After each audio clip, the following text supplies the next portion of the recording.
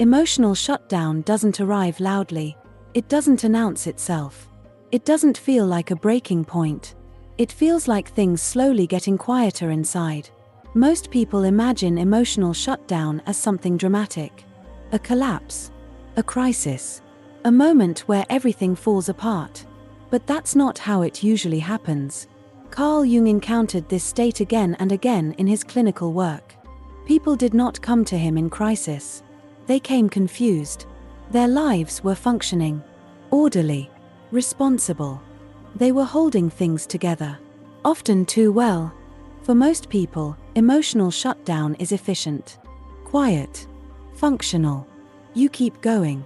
You show up. You handle what needs to be handled. And because nothing visibly breaks, you assume nothing is wrong. But something is happening underneath. Emotional shutdown isn't the absence of emotion. It's the nervous system learning that feeling fully isn't safe, useful, or welcome. Not consciously. Not intentionally. Gradually. It often begins in moments that seem small. Moments where expressing yourself didn't lead to understanding. Moments where your emotions were ignored, minimized, or inconvenient. You learned that reacting strongly created problems. That needing too much disrupted things. That showing certain feelings complicated relationships. So you adjusted. You didn't stop feeling all at once. You started managing what you felt. You held anger in. You softened sadness. You restrained desire. You learned which emotions were acceptable and which ones needed to stay quiet. At first, this looks like maturity, self-control, emotional intelligence. And in many ways, it is. Carl Jung understood this not as weakness, but as an adaptation of the psyche. When emotional expression is repeatedly restricted, the psyche does not rebel. It conserves energy. It dampens intensity. This is where emotional shutdown is misunderstood. It isn't weakness. It isn't avoidance. It isn't a flaw. It's a survival skill. When the emotional system is exposed to strain without relief, it doesn't keep reacting at full intensity. It turns the volume down. Not to punish you. To protect you. Just as the body numbs physical pain when it becomes overwhelming, the psyche reduces emotional intensity when feeling too much threatens stability. This doesn't happen in one moment. It happens across time. You adapt to environments, to expectations, to relationships. You learn to stay composed, to stay reasonable, to stay functional. And because this adaptation works, you rely on it more and more. You become capable, responsible, strong. You handle things others struggle with. You don't fall apart easily. You keep your life moving forward. And gradually, without realizing it, your inner world becomes quieter. You don't feel deeply upset anymore. But you also don't feel deeply joyful. You don't feel destroyed. You feel contained. This is why emotional shutdown is so hard to recognize. There's no obvious pain. No clear crisis. Just a subtle loss of color. A sense that life is happening, but not fully reaching you. You may still care. You may still think. You may still reflect. But the emotional charge behind things is softer. Duller.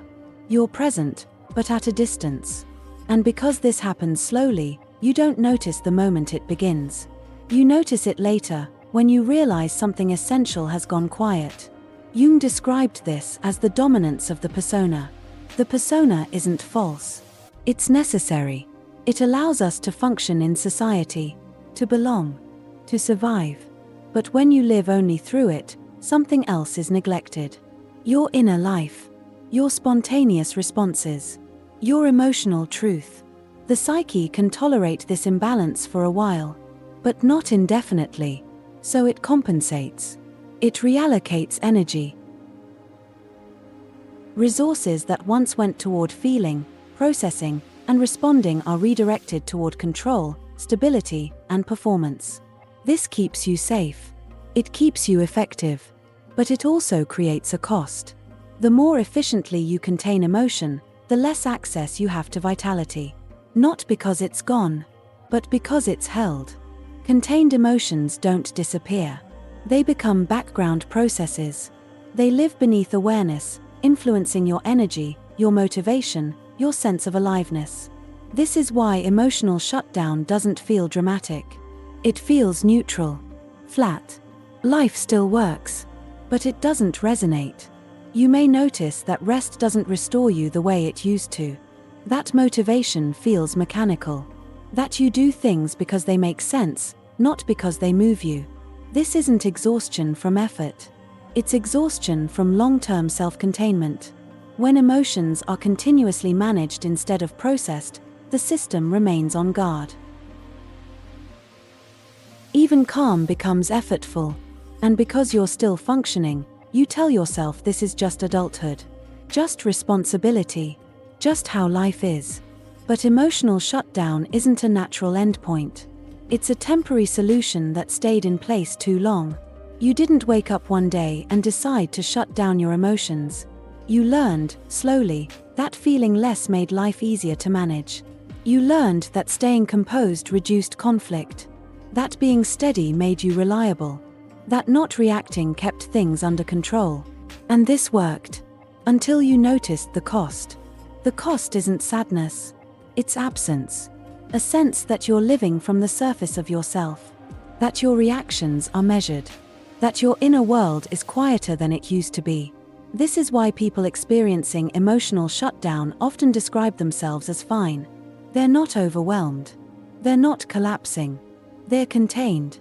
And containment can feel deceptively peaceful. But peace without vitality isn't peace. It's suspension. The psyche doesn't shut down emotions because it wants to disconnect you from life. It does it because connection once felt unsafe. The shutdown is protective. It's the system saying, this level of feeling was too much to hold without support. So it adjusted. This adjustment often happens early. In environments where emotions had consequences. Where expressing yourself created tension. Where being sensitive made things harder. You adapted by becoming controlled, thoughtful, self-regulated. You learned to anticipate reactions, to stay ahead of discomfort, to manage yourself before anyone else had to. This makes you competent. It also makes you distant from spontaneous emotional life. And because the shutdown is gradual, you don't experience it as loss. You experience it as normal. This is why emotional shutdown can coexist with insight, with reflection, with self-awareness. Understanding doesn't automatically restore feeling. Awareness comes first. The most important thing to understand here is this. You didn't lose your emotions. They weren't damaged. They weren't removed. They were turned down, held in reserve. And anything that was turned down can be turned back up, but not by force. Not by pressure. Not by telling yourself to feel more. Feeling returns through safety, through permission, through environments where emotion doesn't need to be managed in advance. But before any of that can happen, something else is needed. Relief. Relief from the belief that something is wrong with you. If this reflection is helping you make sense of yourself, you're welcome to like or subscribe. We go slowly here, and we stay with what's real. Emotional shutdown is not a personal failure. It's evidence of intelligence. Your system learned how to keep you functioning in conditions that didn't allow full emotional expression. That adaptation deserves respect. But it doesn't need to remain permanent. The goal isn't to dismantle control overnight. The goal isn't to force openness. The goal is to recognize what your system learned to do, and why. Because awareness changes the relationship. When you understand that your emotional quiet wasn't accidental, something shifts. Self-judgment softens. Curiosity replaces urgency. You stop asking, "What's wrong with me?" and start asking, "What did I need to survive?" That question alone begins to loosen the shutdown. Not dramatically, not all at once. Gradually. Emotions don't return as a flood. They return as signals. Subtle sensations. Small reactions. Moments of resonance. Often the first thing that returns isn't joy. It's sensitivity. And that can feel uncomfortable, which is why the shutdown formed in the first place. But discomfort isn't danger, it's information. And your system knows the difference once it no longer has to protect you alone. Emotional shutdown often appears in people who are strong because strength delayed the cost. You were capable enough to carry it, responsible enough to manage it, self-aware enough to justify it, until something inside asked for more. Not more achievement, more feeling, not more answers, more connection. This is where Jung believed the psyche begins to ask for a different relationship. Not to be forced open, not to be corrected, but to be listened to. If this resonated with you, consider subscribing. Not for numbers, but so we can continue exploring these inner shifts together. Thank you for being here with me. Take care of your heart, and may love always guide your path.